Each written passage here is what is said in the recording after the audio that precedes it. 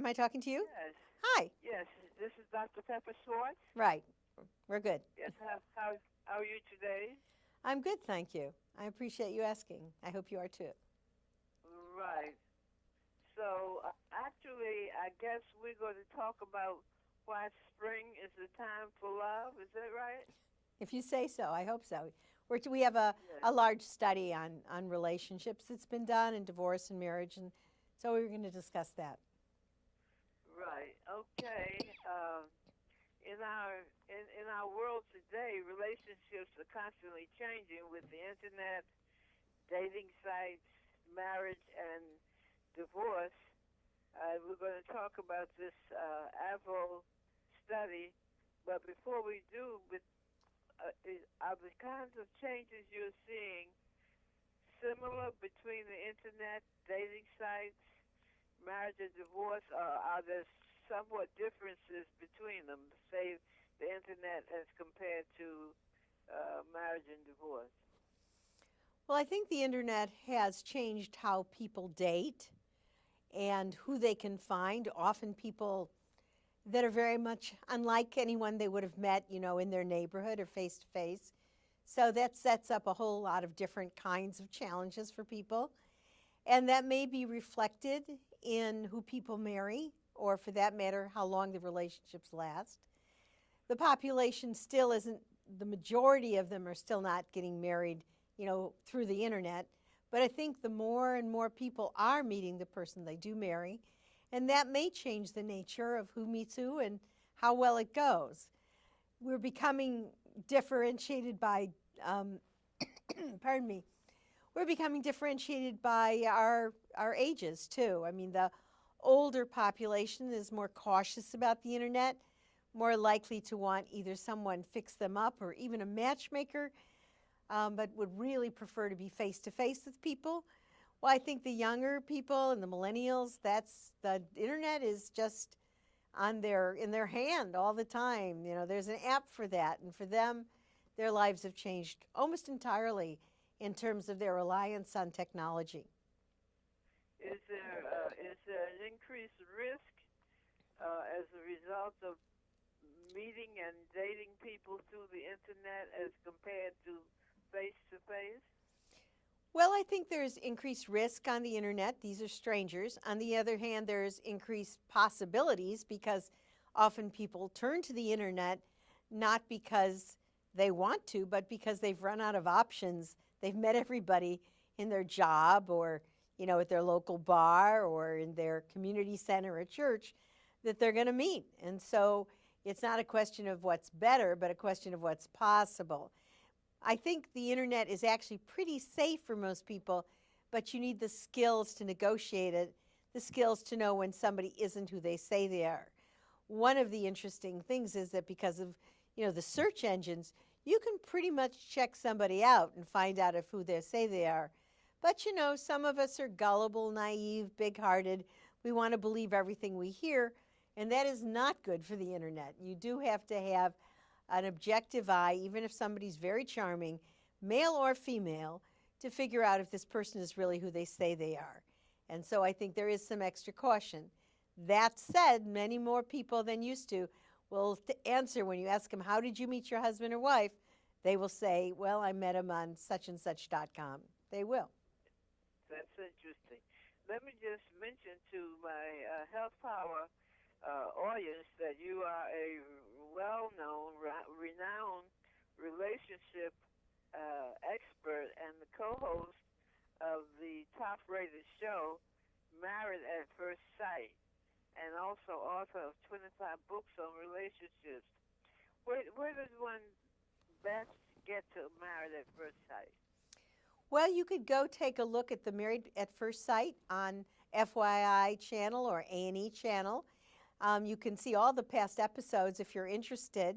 I mean, it is fascinating how these people meet and learn relationship skills together, and you can see who stays together and who doesn't. And it's rebroadcast. We're now in our 4th season. I think it's a great teacher about how people interact in relationships.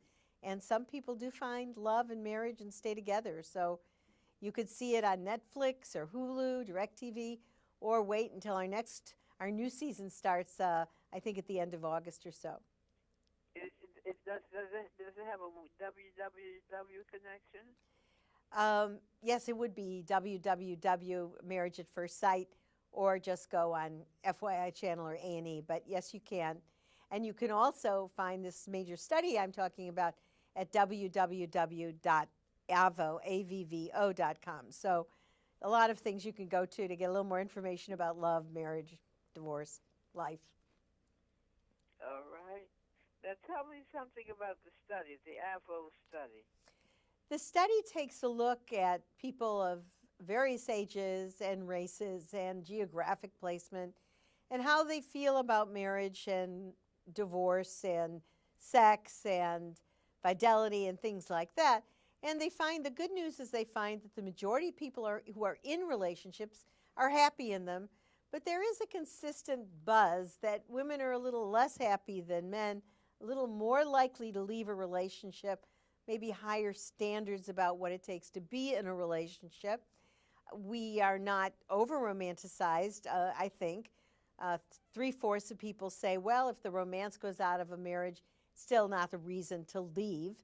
But on the other hand, 25% say if it's gone, they want to be out of there. So I think this sense of what marriage should be has slowly changed over time to not an institution, but a feeling, a connection. In fact, 42% of the people in the study said that they think that marriage might be outdated, outmoded, not an appropriate place to be in. And so one of the perhaps good outcomes of that feeling is that cohabitation or being divorced or choosing to be single no longer has the kind of stigma or sting in it that it might have had for my parents' or grandparents' relationship time. Okay, now what is AVVO? It's a legal services marketplace? It is. What they do is they have lists. AVVO has lists of legitimate, licensed lawyers. 97% of all the lawyers in the country are listed there. They have Q&As about a lot of legal issues that's free for people to read or to submit, in this case in the domestic area about family, but they have other areas as well. They have a very inexpensive fee, $39 to talk to a licensed attorney for 15 minutes to see if you need a lawyer for any of these things and transitions we go through, whether it's couple planning on how to bring, a blended family together and the legal issues in that, or a separation agreement or divorce agreement, prenuptial, to make sure you can find out if you need to go further into this or not.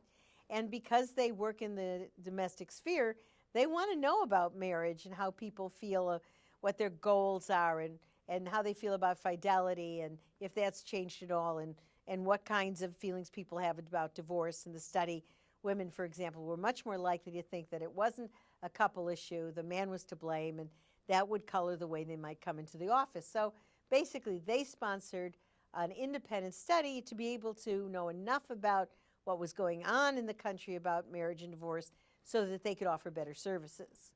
So how does one get more information about the study?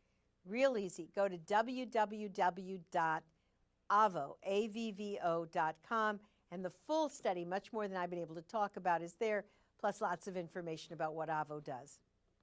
Okay, let's repeat that, AVVO.com, avvo.com. Okay, that's good. Now, I thought one thing that was interesting was about love and politics, the Supreme Court decisions and decisions that have made gay marriage acceptable. How has that influenced, or how do you see that influencing relationships?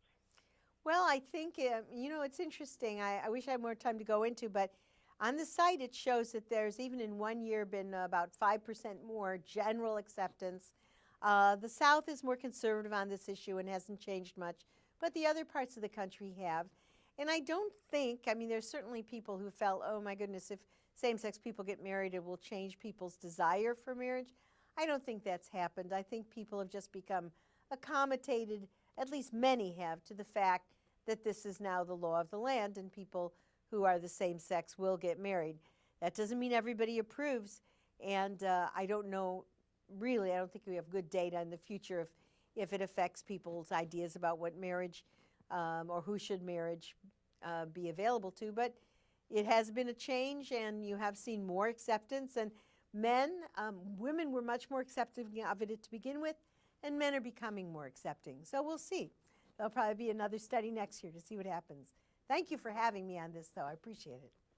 Yes, and it was very good talking to you, and I'll look to check into these things, and I'm sure our Health Power audience will learn from the conversation that we've had. Thank you so much.